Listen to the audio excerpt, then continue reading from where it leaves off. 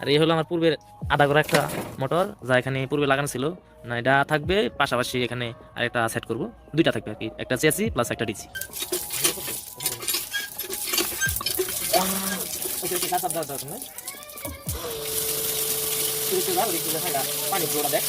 তো আলহামদুলিল্লাহ উনি পাম্পটা ফিটিং করেছেন এবং কি পানি তুলেছেন আমরা দেখলাম।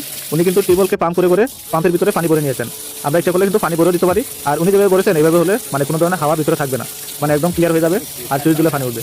তো ইনশাল্লাহ ওনার ফিটিংটা অনেক সুন্দর।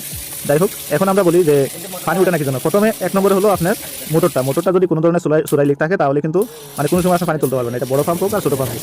তো ইনশাল্লাহ আমাদের এগুলো এরকম ধরনের কোনো সমস্যা থাকে না। আমরা ভালো করে ফিটিং করে চেক করে তারপরে একটা মাল বুকিং দিই, কারণ অনেক দূরে নেবেন। এটা ইনশাল্লাহ আমরা এখান থেকে চেক করে তারপরে বুকিং। আমাদের পাম্পগুলো যে সময় আপনার ডেলিভারি ম্যান কাছ থেকে রিসিভ করবেন ওই সময় কিন্তু আপনি চেক করে নিতে পারবেন।